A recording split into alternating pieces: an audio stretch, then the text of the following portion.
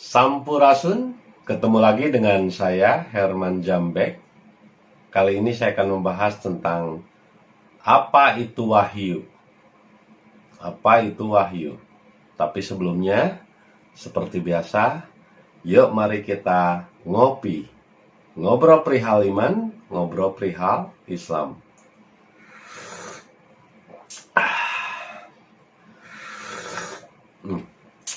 Luar biasa hidup ini jika dirasakan dengan nikmat. Meskipun kemarin 5 hari saya merasakan influenza, tapi alhamdulillah kembali segar setelah melalui latihan dan penyerahan diri, itu cepat sembuh lagi. Makanya kembali saya melakukan corona, kopi jeung rokona.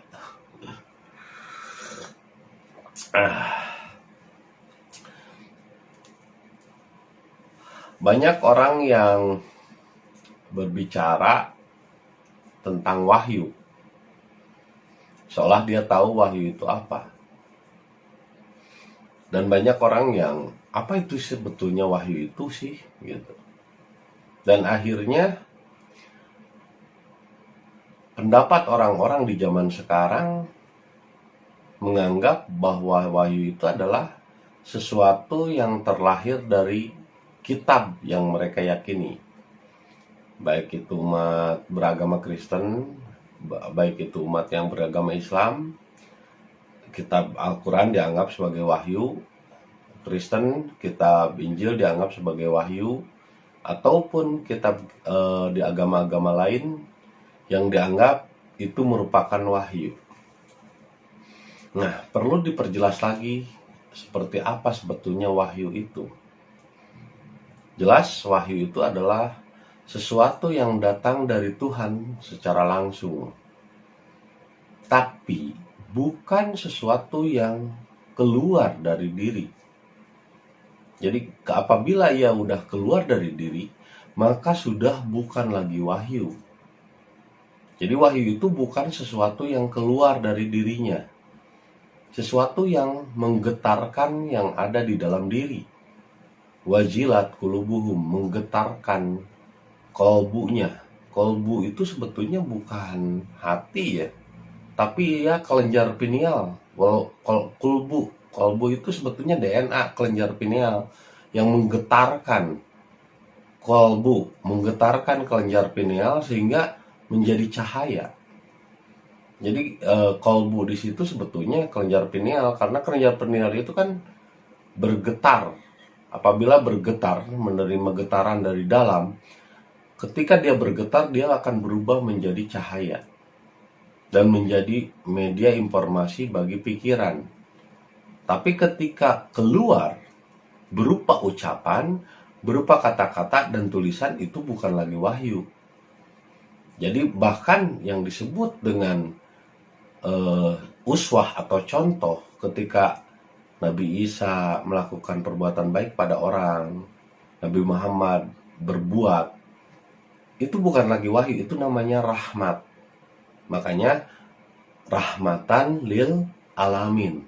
Nah, efek dari wahyu yang masuk ke dalam dirinya, lalu dikerjakan dalam perbuatannya, maka itu bukan lagi wahyu, tapi itu sudah menjadi rahmat, bias cahaya. Sedangkan cahaya itu tidak pernah keluar dari diri. Jadi ketika keluar dari diri, maka namanya bias. Dan itu disebutnya rahmat.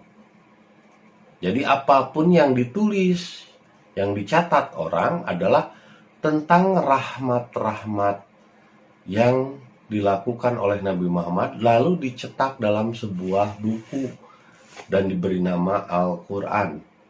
Contohnya misalnya resep ini. Ini adalah resep makanan. Resep cara membuat makanan. Ini resep makanan ini. Bukan? Resep makanan ini. Ini kan? Cukup jelas. Ini resep makanan. Tapi ini bukanlah makanan. Bisa dipahami nggak? Ini resep makanan, tapi ini bukan makanan. Misalnya, ini kitab yang menuliskan rahmat yang dikerjakan oleh Nabi Muhammad, rahmatan lil alamin. Tapi ini bukan rahmat, apalagi wahyu. Ini buku yang menceritakan, yang mencatat perjalanan Nabi Muhammad ketika melakukan rahmat. Kalau yang udah dikerjakan keluar kan bukan wahyu, tapi rahmat. Tapi ini bukan rahmat. Makanya Al-Qur'anu alamal Ar-Rahman, Al-Qur'anu alamal Qur'an. Ar-Rahman alamal Qur'an. Ini rahmat. Rahmatan lil alamin. Misalnya, ini rahmat. Karena kebetulan saya nggak punya kitab. Ini kitab rahmat. Kitab Rahman, Ar-Rahman. Kitab dari apa yang dilakukan oleh Nabi Muhammad. Tapi ini bukan rahmat. Ini kitab tentang makanan. Cara membuat resep makanan. Resep membuat makanan. Nih. Tuh, kan? Ini resep ini. Resep cara membuat makanan. Tapi ini bukan makanan. Agar dipahami lagi, ini buku resep membuat makanan, tapi ini bukan makanan. Ya. Alkitab itu adalah buku yang menulis tentang tentang rahmat yang dilakukan oleh Nabi Muhammad. Tapi itu bukan rahmat. Itu bukan rahmat. Itu hanya buku petunjuk. Misalnya ada petunjuk 250 km menuju Jakarta. Tapi itu bukan Jakarta. Tetap saja kalau Anda tidak melakukannya, tidak sampai ke Jakarta, itu hanya petunjuk saja. Ini hanya petunjuk tentang bagaimana cara membuat makanan. Tapi kalau Anda tidak mengerjakannya, tetap saja Anda tidak pernah akan sampai menjadi kue. Tidak akan menjadi kue ini kalau tidak dikerjakan. Jadi ini bukan makanan. Ini buku resep tentang makanan. Nah, begitupun Alkitab. Itu adalah buku yang mencatat rahmat-rahmat Allah yang rahmatan lil alamin yang dikerjakan oleh Nabi Muhammad. Tapi itu bukan rahmat. Karena apa? Pada kebanyakan buku yang disebut Rahman itu sekarang dijadikan senjata untuk menodong kekufuran kepada orang lain, untuk menuduh kedoliman kepada orang lain, untuk menuduh kesesatan kepada orang lain. Tidak dipakai untuk petunjuk kepada dirinya, tapi malah dijadikan senjata, dijadikan pistol, dijadikan senjata untuk menyerang orang lain. Apalagi ketika buku rahmat ini dipakai sebagai senjata untuk menodong kepada orang lain, dipakai senjata untuk menyerang orang lain, maka sudah buku rahmat lagi. Apalagi kalau dianggap ini wahyu. Kalaupun misalnya ini buku tentang wahyu, tapi bukan wahyu. Ini buku tentang masakan, tapi bukan masakan. Bisa dipahami nggak? Ini buku tentang masakan, tapi bukan masakan. Ini buku tentang wahyu, tapi bukan wahyu. Nah, ketika Anda menganggap itu adalah wahyu, saya rasa logika Anda sudah tidak sehat, bro. Jika Anda menganggap ini makanan, logika Anda sudah tidak sehat. Jika Anda menganggap ini wahyu, logika Anda sudah tidak sehat. Ini buku tentang wahyu, tapi bukan wahyu. Apalagi tentang wahyu. Wahyu itu bukan sesuatu yang keluar dari dirinya. Ketika keluar, ditulis, dicatat, itu bukan lagi wahyu, itu namanya rahmat. Dan rahmat pun bukan sesuatu yang ditulis dan diucapkan melalui kata-kata. Rahmat itu adalah sesuatu yang dikerjakan sehingga menjadi rahmatan lil alamin. Orang hanya mencatat apa yang dikerjakan oleh Nabi Muhammad, lalu dicatat.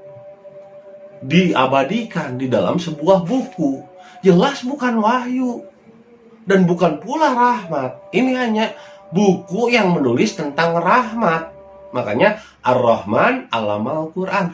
Ini Rahman, rahmat, rahmatan lil alamin, tapi bukan rahmat. Ini buku tentang rahmat.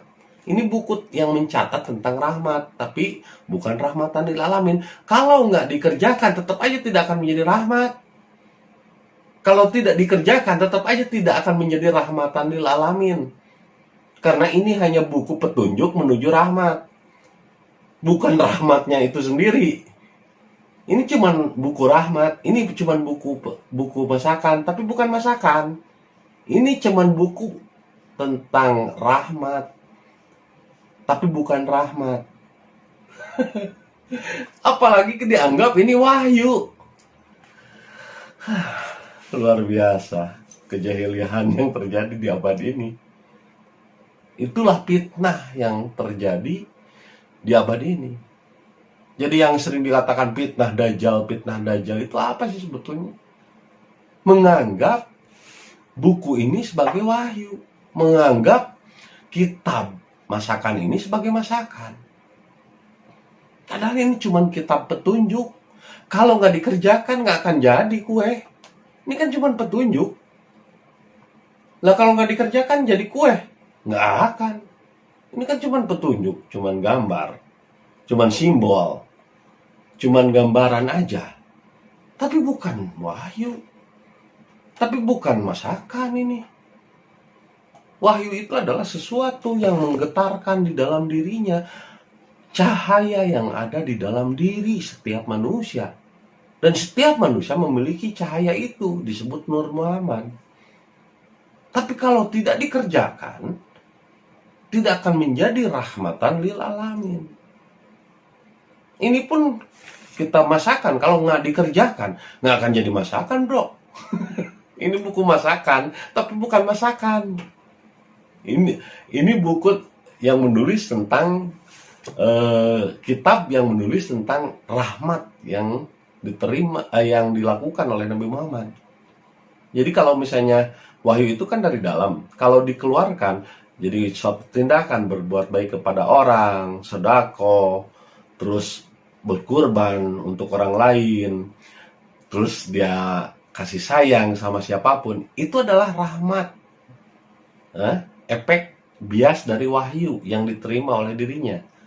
Nah, ketika dikerjakan, itu namanya rahmat. Makanya Nabi Muhammad karena mendapatkan wahyu di dalam dirinya, akhirnya apa yang dikerjakannya menjadi rahmat bagi semesta alam dan kapatan linnas, dan menjadi sesuatu yang bisa merangkul semua manusia. Sehingga yang tadinya di Arab Saudi 360 golongan dirangkul oleh Nabi Muhammad menjadi satu kesatuan, jadilah Madinah Munawwaroh. Nah, itu rahmat namanya. Nah, ketika ada orang-orang yang mencatat rahmat-rahmat itu, gerak Nabi Muhammad, terus ucapan Nabi Muhammad, kasih sayang Nabi Muhammad, dicatat sama orang-orang. Itu bukan lagi wahyu namanya. Ini buku yang menulis rahmat. Tapi bukan rahmat. Ini buku yang menulis tentang rahmat. Tapi bukan rahmat. Ini buku yang menulis tentang masakan. Tapi bukan masakan. Paham nggak, bro? Jangan sampai ini diimani sebagai wahyu. Wahyu itu tidak pernah keluar dari diri. Wahyu itu adanya di dalam, menggetarkan diri. Wajilat qulubuhum, dan menggetarkan kelenjar pineal, sehingga dia memiliki wawasan yang luas, hatinya cerah, tidak memiliki kebencian dengan siapapun. Apalagi ketika buku rahmat ini dijadikan senjata untuk memerangi orang lain. Waduh. Udah bukan lagi rahmat, tapi udah menjadi fitnah. Nah, sekarang ini buku rahmat dijadikan fitnah untuk memerangi golongan lain yang tidak sepaham dengannya. Jadi buku rahmat ini diterjemahkan menurut keinginannya dan golongannya. Nah, sekarang itu buku rahmat dijadikan senjata. Dijadikan senjata ini untuk menodong orang. Ini harusnya jadi petunjuk bagi dirinya untuk menemukan rahmat-rahmatnya. Bukan dijadikan senjata untuk menodong orang lain. Mengatakan kafir kepada orang lain. Tunjukkan kafir itu kepada dirinya, bukan kepada orang lain. Tunjukkan semua itu untuk dirinya, bukan untuk orang lain. Bukan dijadikan senjata untuk menodong orang lain. Ini buku rahmat kok dijadikan senjata untuk menodong orang lain. Untuk menodong kekafiran kepada orang lain. Nah, ini yang bahaya di abad ini. Ini bukan wahyu. Bukan pula rahmat. Ini hanya buku petunjuk tentang rahmat. Ar-Rahman alamal Quran. Jadi Quran ini yang ditulis, kitab namanya, itu cuman Ar-Rahman, cuman rahmat. Yang mencatat gerak-gerak yang dilakukan oleh Nabi Muhammad disebutlah kitab Al-Quran. Yang mencatat gerak-gerak yang dilakukan Nabi Isa disebutlah kitab Injil. Nah, Injil ataupun Al-Quran bukan wahyu, tapi itu adalah buku rahmat Nabi Isa. Kalau Injil, kalau Al-Quran buku rahmat Nabi Muhammad. Nah, itu keduanya bukan wahyu, adalah buku rahmat. Rahmat itu adalah sesuatu yang sudah keluar menjadi efek, menjadi gerak, menjadi tingkah laku. Sehingga wahyu itu menjadi rahmatan lil alamin. Rahmat bagi segala alam yang dilakukan, yang dikerjakan, yang diekspresikan keluar dari dirinya. Itu disebutnya budaya. Budi dan daya. Budi itu kekuatan yang ada di dalam, yang digetarkan oleh wahyu. Nah, keluar jadi daya, itu jadi rahmat. Maka rahmat itu adalah budaya. Rahmatan lil alamin. Jadi budaya itu meluas untuk segala alam. Jadi budaya itu dengan rahmat, itu adalah sesuatu yang keluar dari budi menjadi daya, kreasi dan lain sebagainya, disebutlah budaya. Itu rahmat. Dan dicatat oleh orang, jadilah buku rahmat. Tapi bukan rahmat. Jadilah buku masakan, resep masakan, tapi bukan masakan. Nah, ini yang harus Anda pahami. Jadi wahyu bukan sesuatu yang dicatat, yang ditulis, yang dilihat, yang dicerna, yang diucap oleh kata-kata, yang diperbuat. Bukan. Wahyu itu adalah sesuatu di dalam, menggetarkan rasa, menggetarkan kolbu. Kolbu itu kelenjar pineal, ya kan? Itu menggetarkan kolbu. Bukan sesuatu yang dicatat, yang ditulis, yang berkata-kata, yang berhuruf. Itu bukan wahyu. Nah, ketika dicatat, ditulis berupa huruf-huruf, itu hanya menggambarkan tentang rahmat-rahmat yang dilakukan oleh Nabi Muhammad. Menjadi berkah bagi semesta alam. Berkah-berkah dari wahyu yang didapat oleh Nabi Muhammad diekspresikan keluar, jadilah rahmat, dan orang hanya menulis rahmat yang dilakukan oleh Nabi Muhammad, bukan wahyu. Ya, wahyu itu adalah getaran dari dalam, kontak langsung, terhubung langsung oleh Tuhan, dan Tuhan seolah-olah berbicara langsung melalui perantara dirinya. Tapi kalau udah berbicara, udah keluar dari bicaraan, udah keluar dari ucapan, itu bukan lagi wahyu, tapi rahmat. Dan orang hanya mencatat rahmatnya Nabi Muhammad. Jadi, ini kitab bukan kitab wahyu, tapi kitab rahmat. Dan itu bukan rahmat. Kalau belum dikerjakan, tetap aja tidak akan jadi rahmat.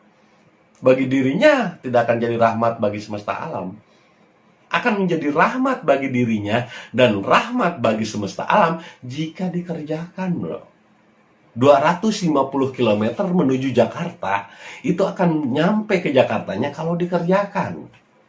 Kalau Anda cuma baca dan hafal 250 km menuju Jakarta, 250 km menuju Jakarta, Allah, 250 km menuju Jakarta, nggak akan nyampe sampai kiamat, sampai apa?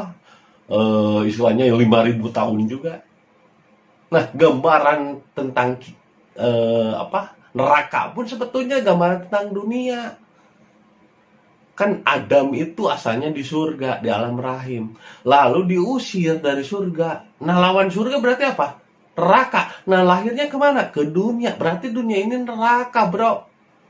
Jadi kalau misalnya ada gambaran kata ustaz-ustaz, di neraka mah nanti dimasukin ke air panas, kata celupin, nanti dihidupkan lagi, dimasukin lagi, dihidupkan lagi. Nah, itu reinkarnasi, bro. Jiwa-jiwa yang belum sempurna, nanti dia melakukan samsara di dunia, terus belum sempurna juga, belum selesai dengan dirinya, mati, terus nanti dihidupkan lagi dalam wujud bayi yang baru. Dia ruhnya, jiwanya masuk ke dalam bayi yang baru, ke dalam casing baru, dihidupkan lagi, masih belum sadar juga, dimatikan lagi, dihidupkan lagi. Itu reinkarnasi, bro, bukan tentang neraka.